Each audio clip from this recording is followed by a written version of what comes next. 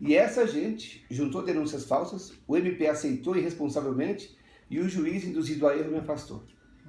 Aí recorremos no TJ, apenas um desembargador negou, os outros não votaram até hoje.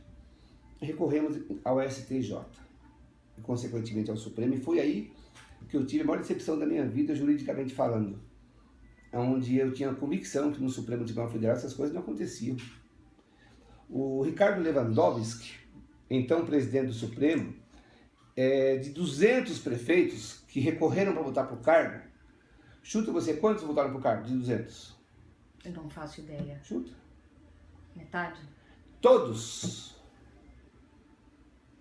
votaram para o cargo. Tinham prefeitos presos. O Lewandowski mandou tirar da cadeia e pôr na cadeira de prefeito. Então, quando eu recorri, falei, poxa, eu vou voltar para a minha cadeira. Eu vou voltar a ter o meu direito de exercer meu mandato, que eu fui eleito democraticamente. O Lewandowski manda todos voltarem sob o seguinte argumento. Dano irreparável. O prefeito não pode ficar afastado, pode escrever minha linguagem, tem um linguajar jurídico adequado, que está nas reportagens, que vou te passar. O prefeito não pode ficar afastado, porque se ele for inocentado, ele perdeu o mandato. Ele fez isso com todos os prefeitos. Mas quando chegou na minha vez, aí eu comecei a receber propostas de comprar a sentença, comprar a decisão, proposta de 800 mil, 1 milhão e 800, 2 milhões de reais, de advogados de Brasília e Goiás.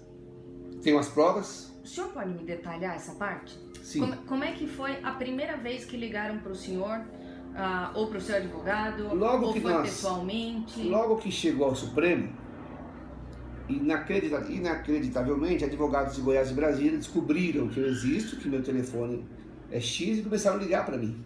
No seu fixo? Celular e fixo, só que eles ligavam restrito, apenas 2 não ligaram restrito. Bom, mas aí seu telefone começou a tocar, advogados de Goiás... Brasília se identificavam como pessoas que tinham profunda influência, trânsito no Supremo e no STJ, e faziam propostas. 800 mil reais, 1 milhão, 1 milhão e 800, 2 milhões de reais. O senhor pode me narrar o primeiro telefonema, por favor? Foram vários, né? A fala deles são parecidas, né? O modus operandi são parecidos, né? Se apresentam, falam que sabem do meu caso em Brasília, a situação que está, e que tem alternativa para reverter, que o caminho é A, B, C. O caminho é X, Y, etc., e funciona assim, assim, assim. Você levanta o recurso, alguém em São Paulo vai buscar o dinheiro com você, e em Brasília a gente resolve dentro do Supremo. Eu nunca acreditei, em princípio. O senhor chegou a gravar alguma dessas ligações? Só no final. Aí os 2 últimos me chamaram mais a atenção e eu fui a Brasília conversar com um deles, né? E ele reiterou a proposta. Ele deu nomes de pessoas, assessores do Lewandowski, que hoje alguns estão com a ministra Carmen Lúcia. Quais são os nomes, prefeito? Eu vou te passar, não sei de cabeça, mas vou te passar alguns. E fez a mesma proposta, 1 milhão e 800 mil, 2 milhões de reais, que resolveria a parada. Eu não paguei, claro, óbvio que eu não paguei. E a minha liminar, SL 1001, foi negada. Inacreditavelmente negado depois dele retornar todos os prefeitos ao cargo. Quantos dias depois dessa conversa? Uns 15 dias aproximadamente, eu não sei precisar exatamente. Porque eu não tinha, em princípio, a disposição, a coragem de levar isso adiante, fazer uma denúncia no CNJ, na Polícia Federal. Eu vou ao Senado denunciar também, porque o CNJ não tem competência para nem investigar, nem punir o ministro do Supremo, eu não sabia. E ao ser indeferida a minha liminar, aí começou a me causar uma revolta muito grande. E novamente os advogados vieram falar comigo. Falaram assim, olha, você não pagou, você não fez, perdeu. Falei, mas como? Todos os prefeitos voltaram para o cargo. Você não pagou. O senhor chegou a perguntar se os outros prefeitos pagaram? Não, mas parece meio óbvio, né? O prefeito está preso, está em cárcere, está preso, e o Lewandowski tira o sujeito da prisão e põe na cadeia de prefeito. Falei, pô, meu caso é tão simples, acusação tão frágil contra mim, eu vou voltar logo. E fui ao CNJ, fiz a denúncia formal, faz uns 15 dias. Até hoje ninguém me chamou no CNJ para nada, nenhum contato. O senhor protocolou a denúncia formal? Formalmente, tenho uma cópia contigo. Tá. E até hoje nem um contato. Por mais grave que seja, estou denunciando o ministro do Supremo. Eu achava que no outro dia eu estava sendo chamado lá no CNJ, no Supremo, para me explicar como é que eu estou expondo o ministro. Nada aconteceu. Em razão disso, eu tomei a iniciativa de procurar a Polícia Federal e também a revista Veja e a Folha de São Paulo, lá em Brasília. Eu falei com a assessoria do Daiello, do Leandro Daiello. Eu fui na fonte. É tão impressionante que conversei com a assessoria dele, depois que eu protocolei a denúncia, dei uma cópia para a assessora dele, chamada Karine, e falei: Karine, é muito grave, explica para o diretor da Polícia Federal, esse crime está acontecendo agora, o flagrante está acontecendo, se ele agir hoje, ele prende em flagrante os criminosos que estão negociando sentença no Supremo.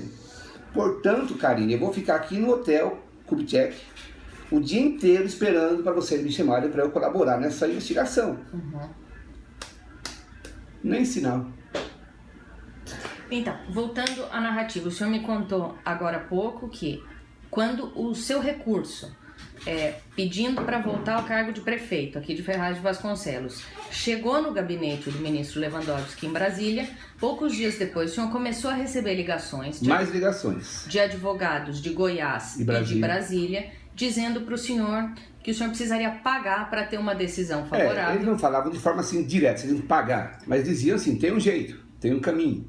Né? E o senhor perguntava, qual é o caminho? Sim, depois que ganhou-se uma certa confiança no telefonema, aí eles foram abrindo. E falando de valor aberto. Eles falam aberto, 1 milhão, 1,5 milhão, 2 milhões. No STJ, variou de 800 mil a 1,5 milhão de reais. Aí o senhor recebeu essas ligações, o senhor chegou aí a Brasília conversar com um desses advogados para entender bem como é que isso funcionava, e ele mencionou para o senhor o nome de várias pessoas do gabinete do ministro Lewandowski. Vários servidores, assessores diretos, etc. Ele colocou o nome dessas pessoas para o senhor em que condições? Eles seriam membros de uma quadrilha instalada dentro do gabinete? Ele colocava os nomes dessas pessoas como sendo um partícipe de um esquema que eles tinham de fazer acontecer, né? De fazer com que fossem alcançados os objetivos, né?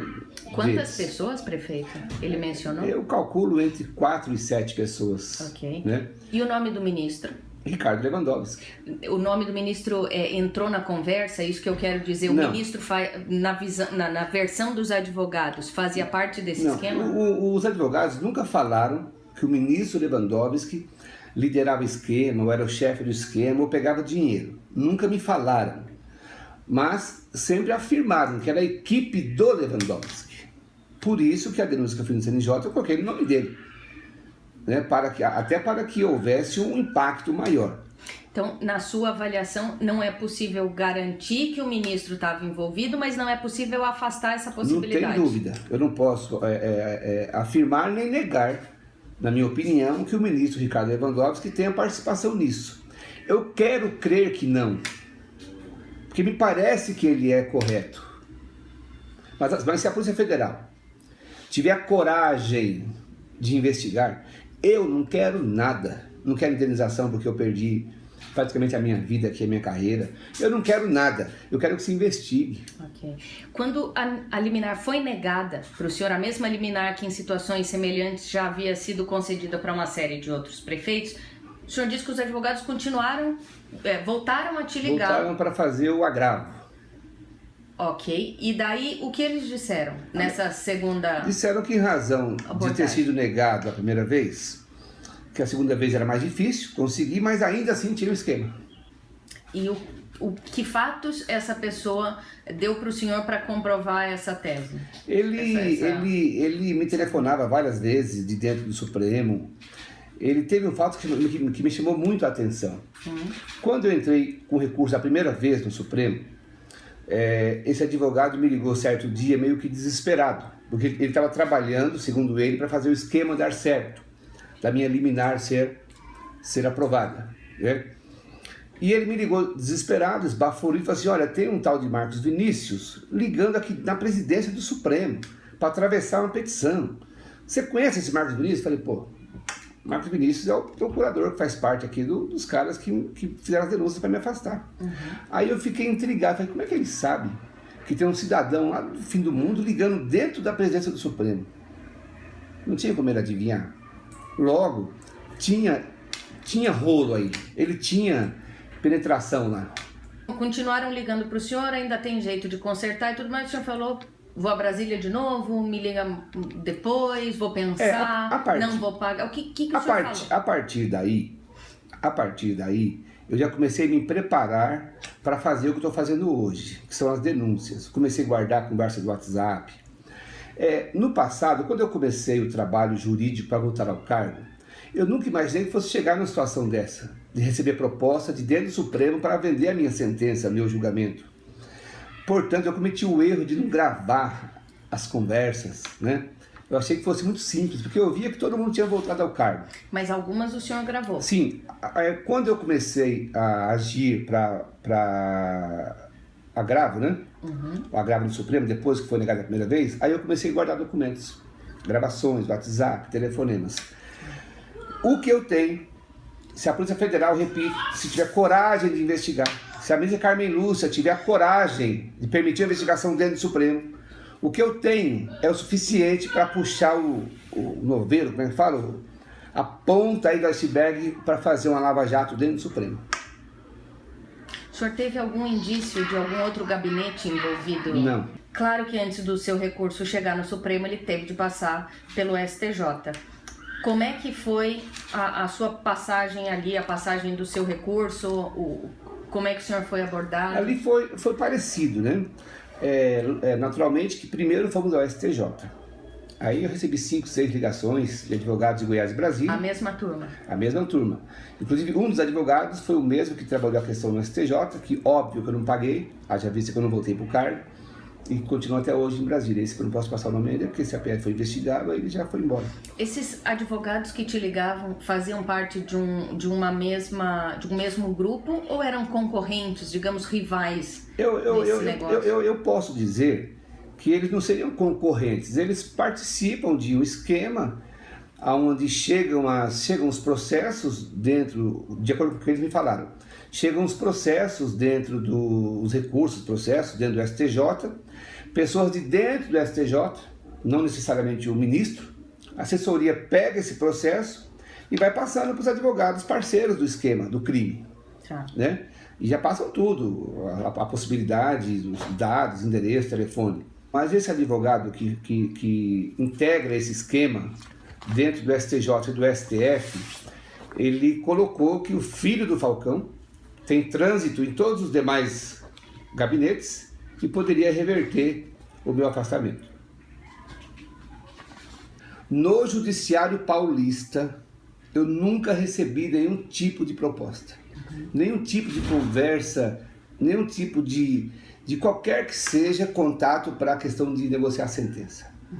O juiz de primeira instância que me afastou, ele é correto, é sério, e também nunca recebi nenhum tipo de contato da parte dele para qualquer tipo de mal feito, vamos dizer assim.